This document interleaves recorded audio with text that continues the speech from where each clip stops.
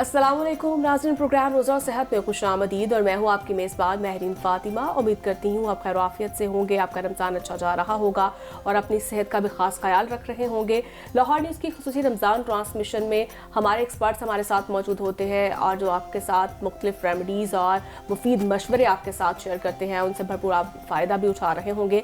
और आज के प्रोग्राम में हम बात करेंगे, रमज़ान में हम नॉर्मली देखते हैं खाना खाने के बाद हमें बर्निंग और बोझपन का बहुत मसाइल हमें सामने रहते हैं, उसके साथ साथ हमें कॉन्स्टिपेशन के मसाइल रहते हैं, गैस्ट्रो इश्यूज रहते हैं। इसी पर हम आज बात करेंगे हमें ऐसी कौन सी खुराक है जो हमें खानी चाहिए और ऐसी कौन सी खुराक हमें नहीं खानी चाहिए। और इसी पर हम बात करेंगे, डॉक्टर इशल हमारे साथ मौजूद हैं और वो आज उनसे जानेंगे कि हमें हमारा डाइट प्लान क्या होना चाहिए, हमें सहरी में क्या खाना चाहिए, हमें इफ्तारी में क्या खाना चाहिए। तो अस्सलाम वालेकुम, कैसी हैं आप? मैं ठीक हूँ, आप कैसी हैं? मैं ठीक हूँ बिल्कुल। इशल, मुझे बताइएगा, रमज़ान में तो हम ऐसी बहुत सी गलतियाँ कर जाते हैं। एक तो हम खाते बहुत ज़्यादा है, फिर हमें समझ भी नहीं आती वो डाइजेस्ट कैसे होगा।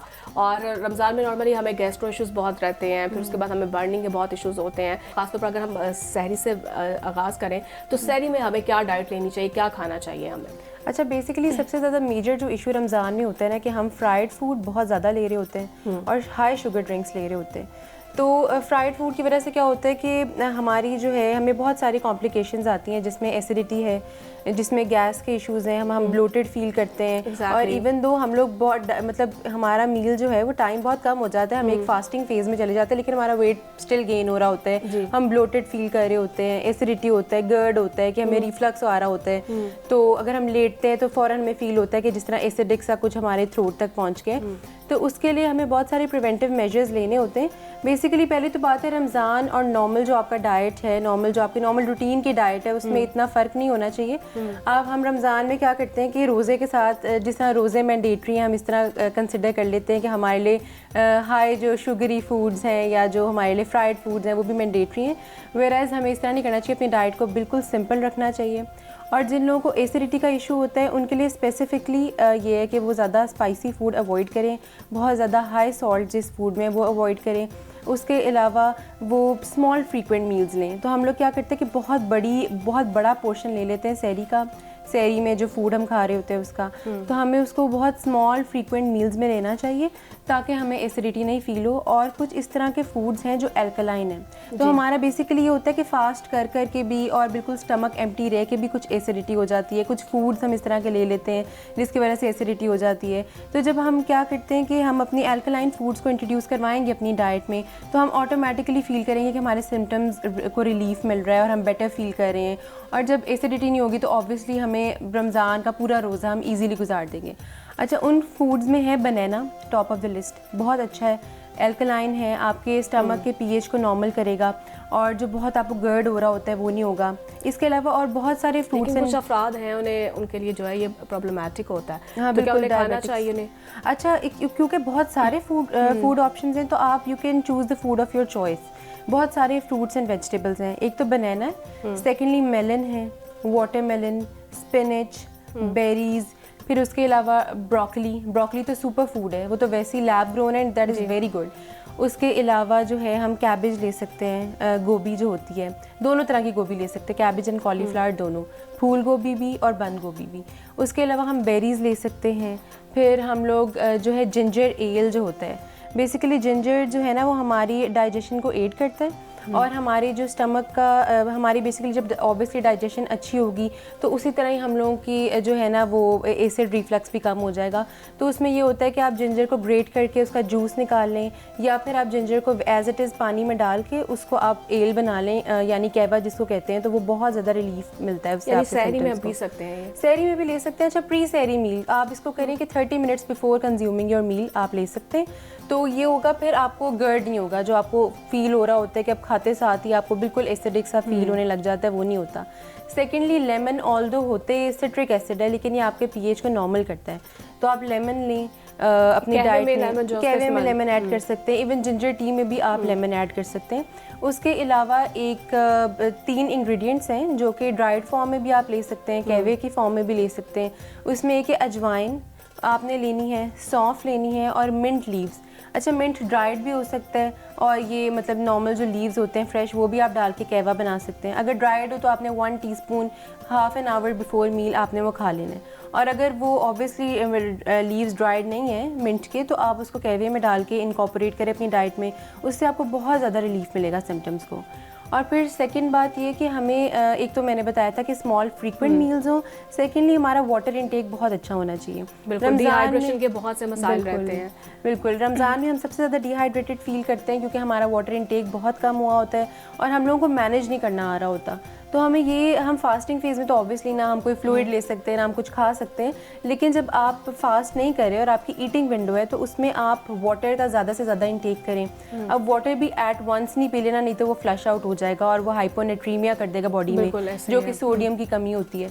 तो उसमें आपको क्या करना है कि आपको एक एक ग्लास करके इंटरवल से आपने पानी पीना है। पानी की फॉर्म ऑल्टर कर लें। जो मैंने आपको फूड्स बताए जो सुपर फूड्स हैं, जो कि अल्कलाइन आपकी कर देते हैं, स्टमक को नॉर्मल कर देते हैं पीएच को, तो वो आप उसमें ऐड कर लें। जिस तरह बेरीज़ हो गई, जिस तरह आप लेमन डाल लिया पानी में, तो वो ऑटोमेटिकली आपको नॉर्मल कर देता है पीएच को। तो इस वाटर का इंटेक, लेकिन डेली बेसिस पे तो हम ये रूटीन नहीं ना कर सकते, हमें कुछ डेली बेसिस पे डिफरेंट चाहिए ना।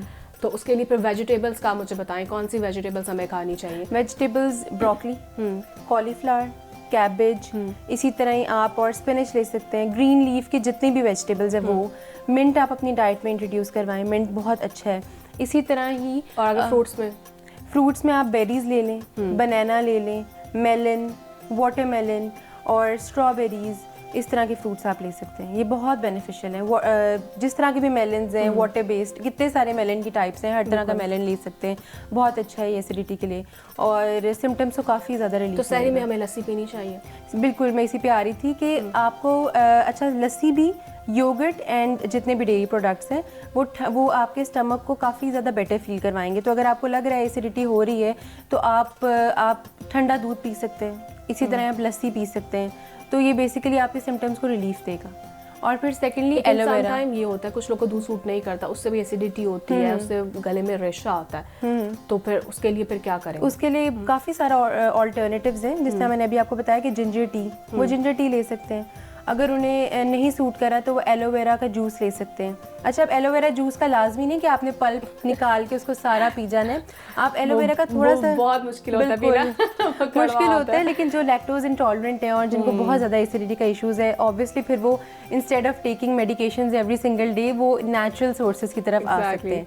अगर देखें, लाजमी नहीं एलोवेरा आप लें, वो तो वैसे ही स्किन के लिए बहुत अच्छा है, लेकिन ये कि अगर आप एलोवेरा नहीं ले सकते फॉर सम रीज़न, अगर आपको लगता है बहुत वो आपको कड़वा फील हो रहा है या आप उसको इंजेस्ट नहीं कर पा रहे, तो आप उसको, एक तो पहली बात है उसे क्यूब फॉर्म में अगर आप स्टोर कर लेंगे ना तो वो ईजियर हो जाता है। छोटी छोटी क्यूब्स की फॉर्म में कर लें, उसको फ्रीज कर लें एंड देन उसको छोटे छोटे शॉट्स बना के आप पी सकते हैं। वो वेल ब्लेंडेड होगा तो आपको फील नहीं होगा, स्पेशली जब वो ज़्यादा ठंडा होगा तो उसको टेस्ट भी आपको इतना कोई फील नहीं होगा। और उसके अलावा जो लोग दूध पी सकते हैं उनके लिए दूध सबसे बेस्ट ऑप्शन है, वो दूध पिएँ, उससे सिम्टम्स बहुत बेटर होते हैं। और इस तरह के सारे जो है, वाटर इनटेक, सबसे बेसिक वाटर इनटेक। और जो बिल्कुल ही कुछ नहीं कर सकता वो फिर ऑब्वियसली जिस तरह मैंने आपको बताया कि अजवाइन, सौंफ एंड देन मिंट, इनका आप मिक्सचर बना के रख लें। ड्राइड मिंट हो तो बेटर है क्योंकि आप खाने के बाद फ़ौरन बाद ले सकते हैं, ये खाने से पहले भी ले लें।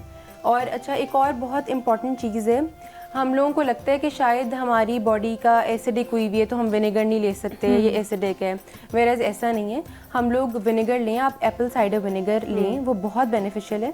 वो आपकी एक फुल ग्लास ऑफ वाटर के अंदर आप एप्पल साइडर विनेगर 1 टीस्पून डाल दें, उसको आप पी लें और एम्प्टी स्टमक पियेंगे तो ज़्यादा बेनिफिशियल, एक तो वेट लॉस में भी। और ये जो हम इफ्तारी में पीते हैं मीठे मशरूबात, ये कितने हेल्दी है? अच्छा, बिल्कुल, ये जो मीठे हैं ड्रिंक्स वगैरह ये बिल्कुल हेल्दी नहीं है, ऑब्वियसली एडेड शुगर है।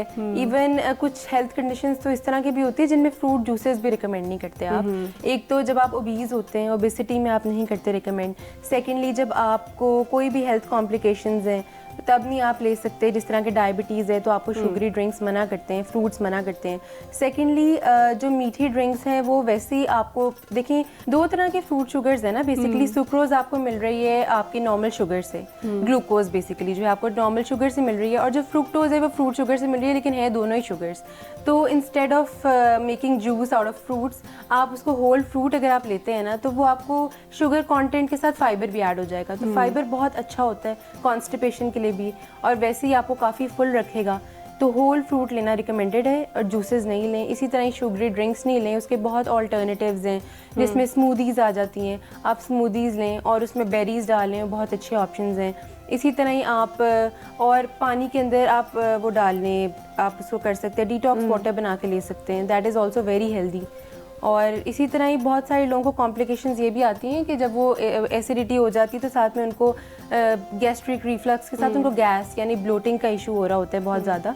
तो उसमें भी यही रिकमेंड किया जाता है कि आप एक तो कुछ लोगों को आदत है नॉर्मली भी च्युइंग गम खाने की, तो उसको मना करते हैं कि वो ब्लोट आपको कर सकता है।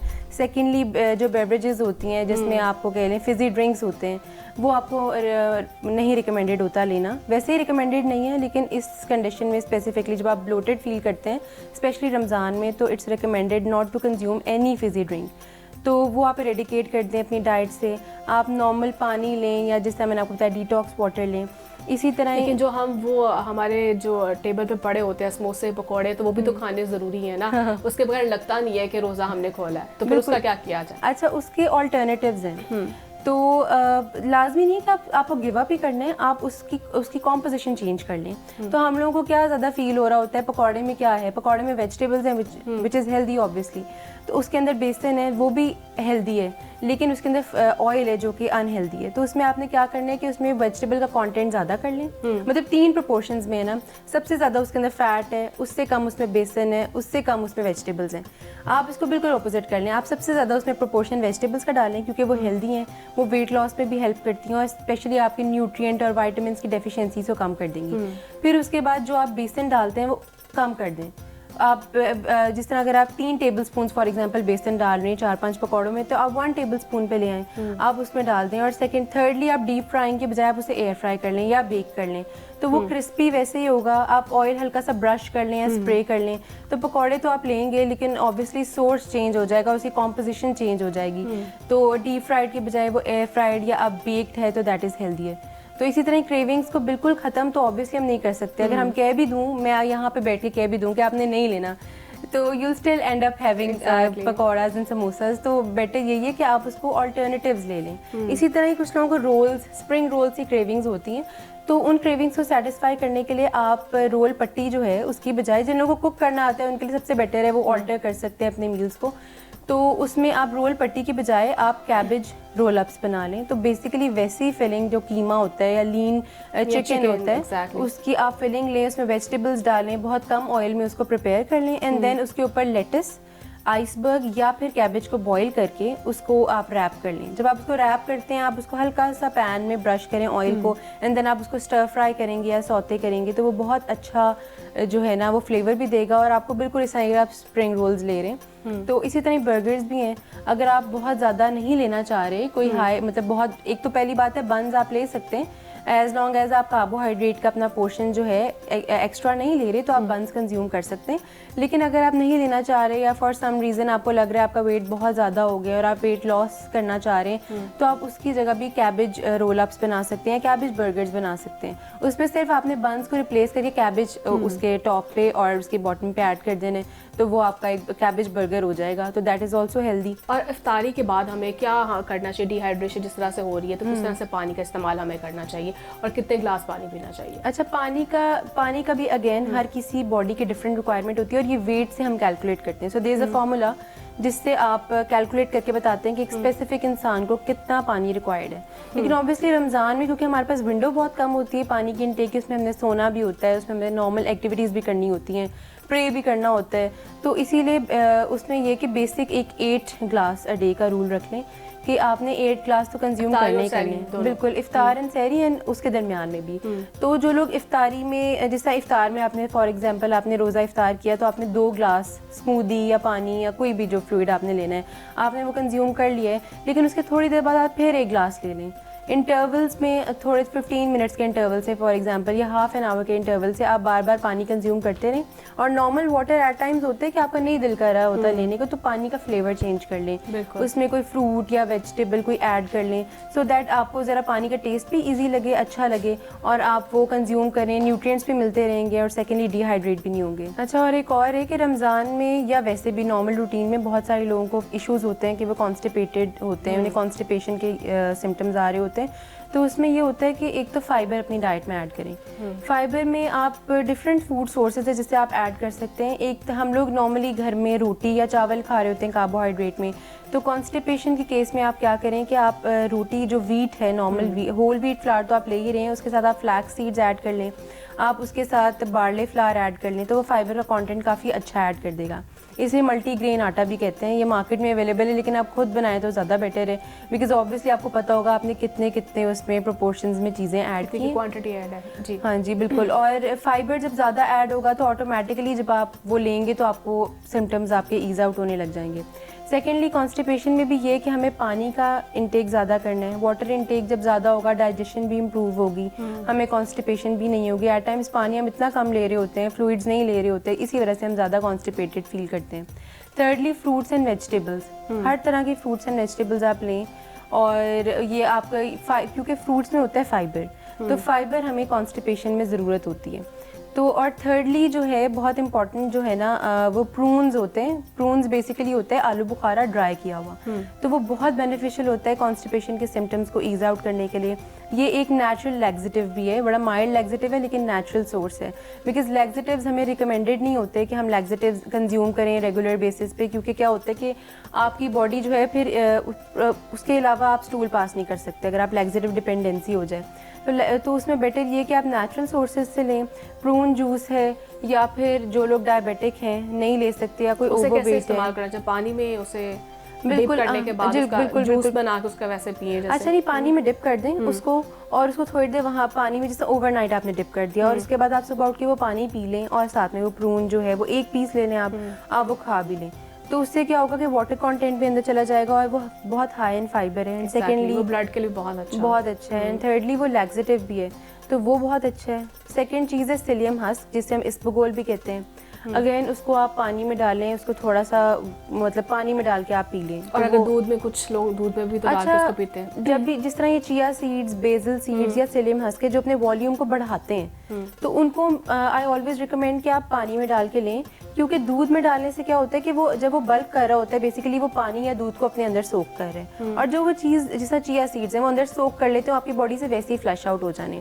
तो जो न्यूट्रिएंट्स दूध के हैं या किसी जूस के हैं वो आपकी बॉडी को मिलने के बजाय जितना उसने सोक कर लिया वो आपकी बॉडी से फ्लश आउट हो जाना है। तो इट्स ऑलवेज बेटर कि इस तरह की चीज़ें आप पानी में लें, और बाकी दूध आप सेपरेटली ले लें, लेकिन ये चीज़ें आप पानी में कंज्यूम करें तो बेटर है। और इसी तरह ही चिया सीड्स हैं, चिया पुडिंग आप ले लेते हैं, तो वो आप सोक करके पानी में रख लें चिया सीड्स। अगेन ये आपको बहुत ज़्यादा फाइबर कंटेंट देगा, इसमें ओमेगा 3 है, और ये आपको ब्लोटिंग भी प्रिवेंट करेगा, ब्लोट नहीं होने देगा। फाइबर ज़्यादा होगा तो ऑब्वियसली कॉन्स्टिपेशन भी नहीं होगी। और सेकेंड जो बहुत इंपॉर्टेंट चीज़ है वो है फिग्स। तो जब इंजीर जो है वो हम ओवरनाइट आप सोक करके रख दें, उसको वो फूल जाती है अपने वॉल्यूम, बिकॉज ऑब्वियसली इंजीर जो मार्केट में मिलती है दैट इज़ ड्राइड बिल्कुल। तो आप वो रख के सोएं आप पानी में, एंड देन सुबह आप उठते साथ ही सबसे पहले जो चीज़ आपने कंज्यूम करनी है आप उसका पानी ले लें, एंड देन वो इंजीर भी खा लें। तो वो भी काफ़ी बेनिफिशियल होती है, वेरी हेल्दी। और उसके सिर्फ कॉन्स्टिपेशन के सिम्टम्स को ईज आउट नहीं करता, वैसे भी आपके मेटाबॉलिज्म के लिए, आपकी ओवरऑल हेल्थ के लिए न्यूट्रिएंट्स, विटामिन्स, मिनरल्स सब कुछ उसमें बहुत सरप्लस क्वांटिटी में, तो वो that is very good for health. और अब बात करें नींद साइकिल, नींद जो बहुत ज़रूरी है, तो हमें कितने घंटे सोना चाहिए? अच्छा, स्लीप मिनिमम 8 आवर्स। अब 8 आवर्स की स्लीप हमें कंटिन्यूड चाहिए होती है। अब रमज़ान है तो हमारा स्लीप साइकिल डिस्टर्ब हुआ होता है, और बहुत सारे लोगों को इश्यूज़ होते हैं, जैसा मुझे होता है इशू। तो मैं अगर सो जाती हूँ फॉर एग्जांपल और दरमियान में मुझे उठना पड़े तो मुझे टाइम लगता है दोबारा सोने में। तो इसका भी एक सोल्यूशन है डाइट में, कि हम लोग रेजिन्स जो है, ब्लैक रेजिन्स जो होते हैं, वो आप लेके अगेन वो 8 to 10 आप सोक कर दें पानी में, तो वो आप फिर पानी पी के वो रेजिन्स जो आपने सोके हैं वो भी खा लें, तो उससे आपका स्लीप साइकिल बहुत बेटर होता है। तो दूध के साथ भी वो आप ले सकते हैं। इसके बहुत सारे फ़ायदे हैं, ये आपको कॉन्स्टिपेशन के सिम्टम्स को भी ईज आउट करता है। यानी बहुत हेल्दी लाइफ जो बहुत ज़रूरी है, हेल्दी खाएं और ख़ुद भी हेल्दी रहें, अपनी फैमिली को भी हेल्दी रखें। इसके साथ ही चल हमारे प्रोग्राम का जो वक्त है वो भी ख़त्म हुआ चाहता है, तो मुझे इजाज़त दीजिए, फिर कल आपसे मुलाकात होती है। अल्लाह के बाद।